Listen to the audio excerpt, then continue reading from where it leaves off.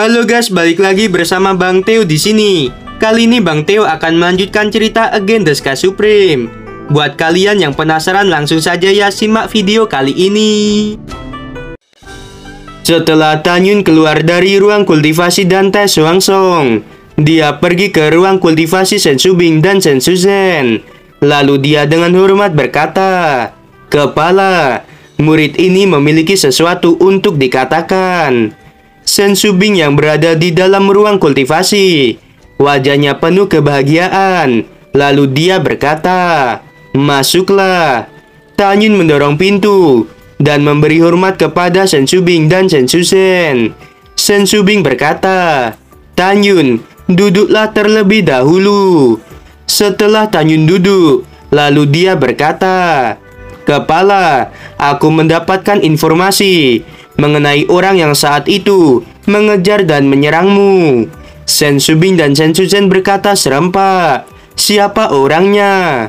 Kemudian Tanyun memberitahu kedua wanita itu bahwa Gongsun Yangchun adalah komandan penjaga dari keluarga emas. Sensubing mengepalkan tangannya, menggertakkan giginya dan berkata, "Gongsun Yangchun, kamu memang orang tua sialan. Aku akan menghabisimu."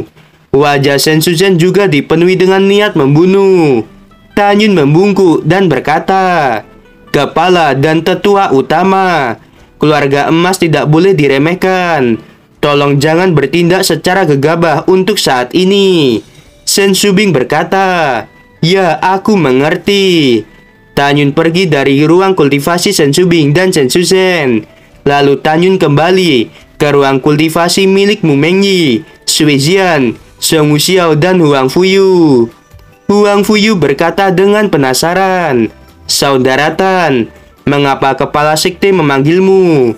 Tanyun berkata sambil tersenyum, "Saudara Huang Fu, itu sangat rahasia. Ngomong-ngomong, aku punya sesuatu untuk dikatakan dengan Xiao. Bisakah kamu pergi dulu dari ruang kultivasi ini?" Setelah Huang Fuyu pergi, Song Wuxiao berdiri. Dia bersandar di pelukan Tanyun dan berkata dengan lembut, "Tanyun, ada apa?" Tanyun berkata, "Kakak angkatmu Tan Qinying dan gurumu Murong Sisi, mereka adalah mata-mata. Mulai sekarang, kamu harus menjauhi mereka dan tidak boleh berinteraksi dengan mereka." Tubuh Song Wuxiao bergetar, wajahnya memucat. Lalu dia berkata, "Tanyun, apakah kamu tidak salah orang?" Tanyun berkata, "Tan Qinying masih diselidiki, tapi untuk Murong Sisi, dia memang mata-mata." Song Wuxiao berkata, "Kakak adalah orang yang menyelamatkan hidupku. Tanyun, jika kakakku benar-benar mata-mata, tolong jangan habisi dia." Tanyun berkata, "Karena dia telah menyelamatkan hidupmu, aku tidak akan menghabisinya." Tanyun memeluk Song Wuxiao dan berkata lagi, "Tapi Tan Qinying tidak boleh menyakiti dirimu ataupun kita semua." Dalam sekejap mata, 2 bulan telah berlalu. Kecepatan Prauro secara bertahap melambat. Tanyun dan yang lainnya berjalan keluar dari ruang kultivasi satu demi satu. Tanyun melihat sebuah istana yang tergantung di antara 2 puncak yang tak berujung. Istana itu setinggi 1000 kaki dan samar-samar terlihat ada monumen yang menjulang tinggi. Di monumen itu bertuliskan, "Istana Jiwa Ilahi, penyusup akan mati." Dan Te Swangsong mengendarai Prauro, terbang lebih dari 100 mil dan mendarat di bawah monumen itu. Pada saat ini, seorang wanita tua yang merupakan tetua dari Istana Jiwa Ilahi, dia melirik Dante Swangsong dan berkata, "Kepala sekte Dantai, mari ikut denganku." Tiba-tiba, monumen itu berubah menjadi gerbang alam rahasia Istana Jiwa Ilahi. Dante Swangsong mendengus dengan dingin. Kemudian, dia mengendarai Prauro dan masuk ke dalam alam rahasia Istana Jiwa Ilahi. Alam rahasia Istana Jiwa Ilahi mencangkup area seluas puluhan ribu mil. Di dalamnya banyak gunung dan sungai. Tempatnya juga dipenuhi dengan energi spiritual langit dan bumi. Pemandangan di dalamnya seperti surga. Wanita tua itu berkata dengan acuh tak acuh, "Kepala sekte Dantai, ayo ikuti orang tua ini." Dan Teh Swangsong tersenyum dan mengikuti wanita tua itu. 1 jam kemudian, Tanyun menatap ke arah bawah dan melihat sebuah aula yang besar sedang melayang di langit.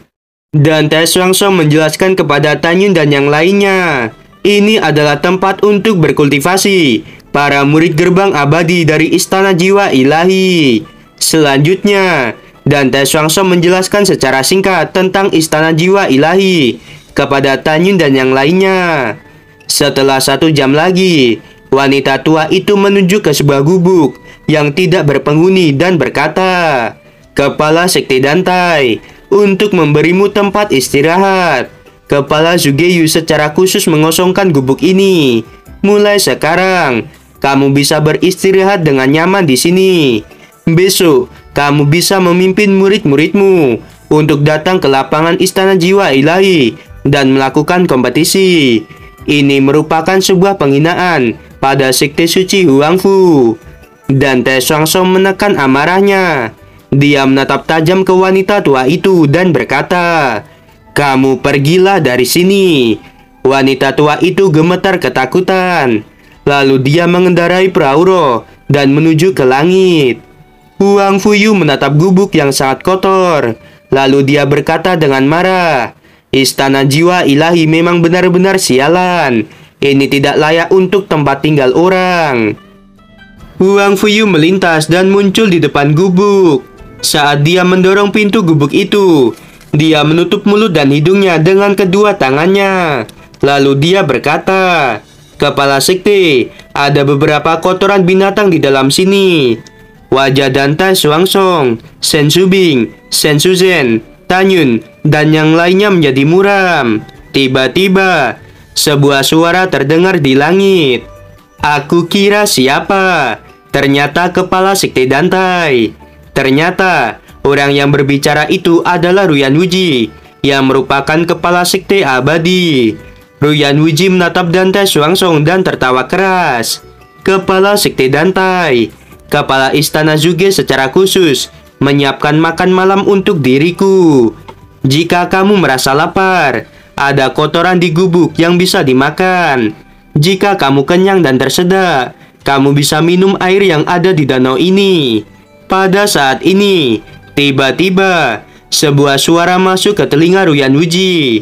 "Aku akan memberitahumu bagaimana aku menghabisi murid sekte abadi saat uji coba di tanah abadi. Aku awalnya tidak keluar dari tanah abadi. Aku menghabiskan 3 tahun di dalam jurang pemakaman dewa.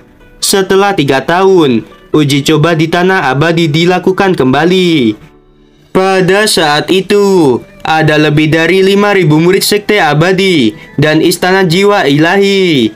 Mereka menjaga formasi teleportasi dan ingin mencegat Nanggong Ruksue dan murid lainnya. Aku mengendalikan lebih dari 2.000 murid sekte abadi, lalu membiarkan para murid sekte suci Huangfu menghabisi mereka semua." Ruyan Wuji menatap seseorang yang wajahnya tidak asing baginya. Lalu dia berkata, "Kamu bocah sialan. Tanyun, ternyata kamu tidak mati." Tanyun mengangkat bahunya dan menatap Ruyan Wuji. Tanyun berkata sambil tersenyum, "Kepala sekte Ruyan, seperti yang kamu lihat, junior ini tidak mati." "Kepala sekte Ruyan, izinkan aku menceritakan apa yang terjadi di tanah abadi. Dalam uji coba di tanah abadi, aku menghabisi 3 atau 4.000 murid sekte abadi." Ruyan Wuji meraung, "Kamu bocah sialan. Tunggu saja, besok adalah tanggal kematianmu." Setelah mengatakan hal itu, Ruyan Wuji terbang di udara. Ruyan Wuji segera pergi sebelum dia tidak bisa mengendalikan emosinya dan menyerang Tanyun. Ruyan Wuji juga sadar bahwa dia bukan lawan Dantai Swangsong. Oleh karena itu, dia memilih untuk pergi. Ruyan Wuji melangkah masuk ke dalam istana yang megah. Lalu dia berkata, "Aku benar-benar sangat marah sekarang ini. Di dalam istana, ada 9 tetua sekte abadi dan lusinan tetua istana jiwa ilahi yang memandang Ruyan Wuji dengan kebingungan. Sugeyu yang sedang duduk di kursi, dia berkata, "Kepala Sekte Ruyan, ada apa denganmu? Siapa yang membuatmu begitu marah?" Pada saat ini, mata semua orang tertuju pada Ruyan Wuji, menunggu jawaban darinya.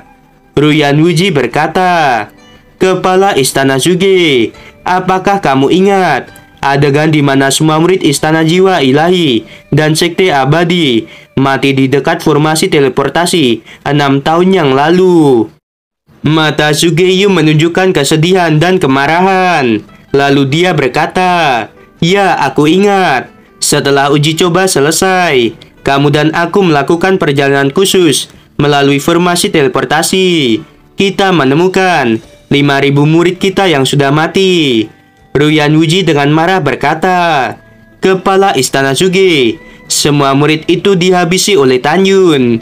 Sugeyu mengerutkan kening dan berkata, "Kepala Sekte Ruyan, bagaimana mungkin Tanyun yang melakukan itu semua? Tanyun sudah mati di uji coba sebelumnya."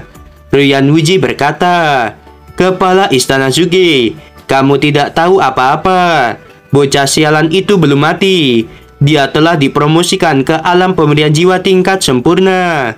Sekarang dia bersama Dante Xuansong datang ke Istana Jiwa Ilahi. Baru saja aku melihat bocah sialan itu dengan mataku sendiri. Dia mengatakan secara langsung bahwa dialah yang menghabisi lebih dari 5.000 murid kita saat itu." Sugeyu memerah karena marah. Tubuhnya gemetar. Dia menghancurkan cangkir minum yang sedang digeggamnya. Lalu dia berkata, "Besok, ketika Tanyun berpartisipasi dalam kompetisi, dia harus dihabisi." Pada saat ini, Sugeyu, Ruyan Wuji, para tetua dari Istana Jiwa Ilahi, dan para tetua dari Sekte Abadi, mereka sangat marah. Ruyan Wuji berkata, "Tetua kedua, pergi dan temukan Tuan Muda dan para murid yang berpartisipasi dalam kompetisi." Tetua kedua Sekte Abadi berkata, "Bawahan akan pergi sekarang juga." Sugeyu menyimpitkan matanya. Dia memandang seorang tetua di sampingnya. Lalu dia berkata, "Pergi dan temukan gadis suci, Li Shuyue dan He Chaori." Tetua itu berkata, "Bawahan mematuhi perintah." Gimana teman-teman, episode kali ini sungguh membanggakan bukan? Buat kalian nih ya yang masih penasaran sama kelanjutannya, langsung saja ya subrek channel Bang Teo ini. Terima kasih.